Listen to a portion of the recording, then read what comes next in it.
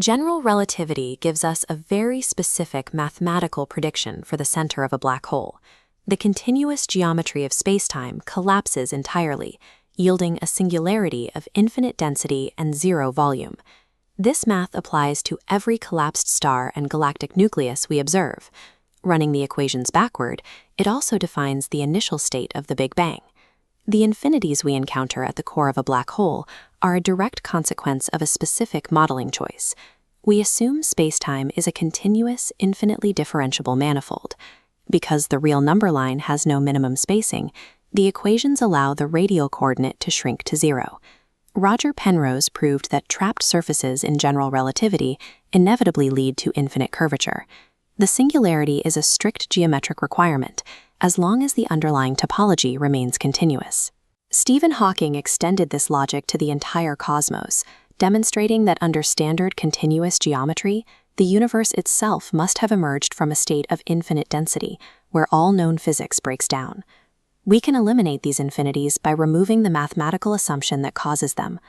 The non-continuum calculus framework replaces the continuous spacetime manifold with a discrete structure. Spacetime is modeled as the E8 root lattice. Instead of an infinitely divisible vacuum, we have an exact minimum discrete spacing.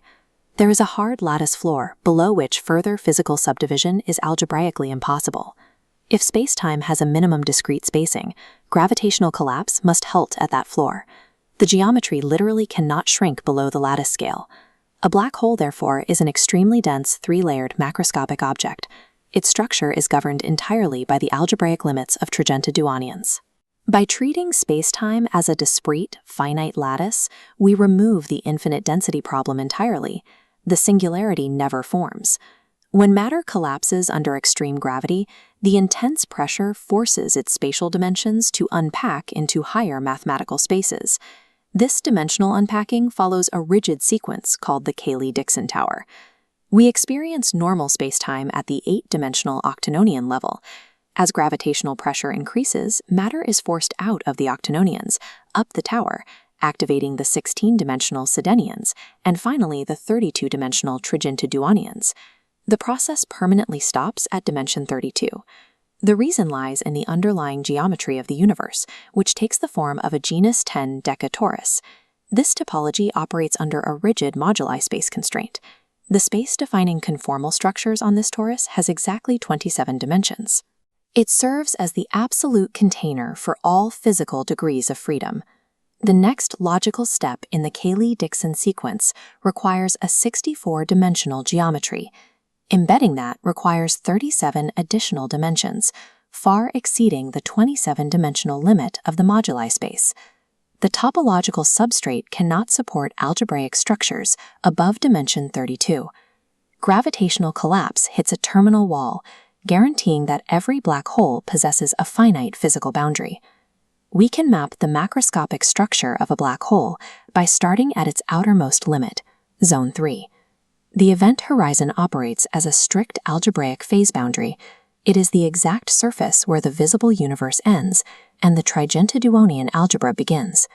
At this perimeter, an operator called the Rosetta projection mathematically rotates the 29-dimensional visible sector into the 211-dimensional shadow sector. Crossing this boundary introduces matter to the zero-divisor property of trigintaduonion algebra.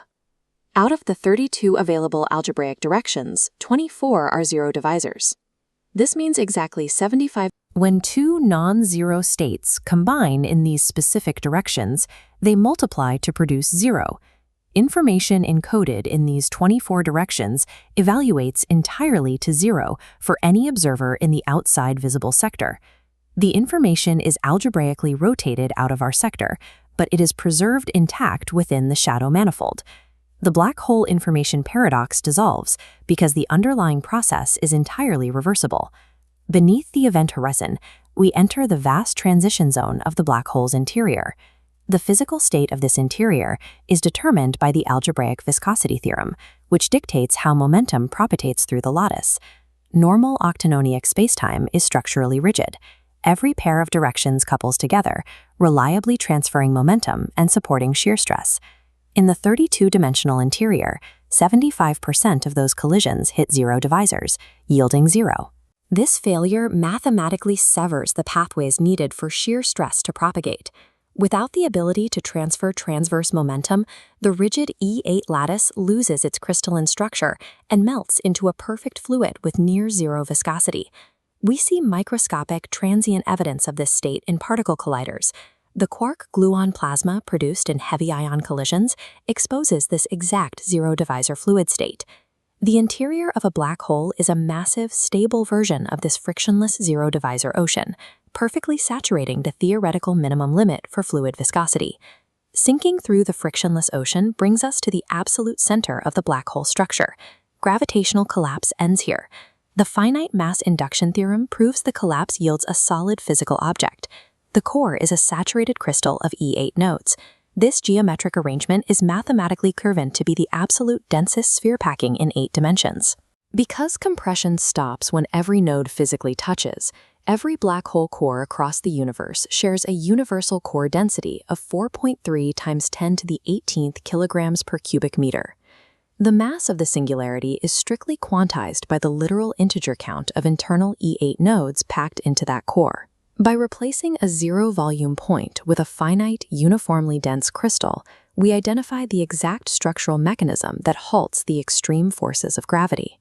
We can apply this saturation limit to the largest scale possible, completely redefining the initial state of the universe. The Big Bang did not begin from a zero-dimensional singularity. The pre-Bang state was a macroscopic object.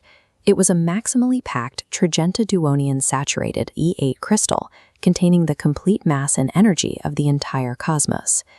Given the universal density of an E8 crystal, all matter in the observable universe fit into a sphere roughly 1/3 the size of our Sun. Expansion began because the total holographic pressure required to encode that volume of mass on the crystal surface completely exceeded the zero-divisor capacity of the algebra. This event triggered a massive algebraic decoupling. The vacuum state shattered into standard octanonic spacetime, initiating universal expansion and leaving a measurable 209-second pulse in the cosmic record.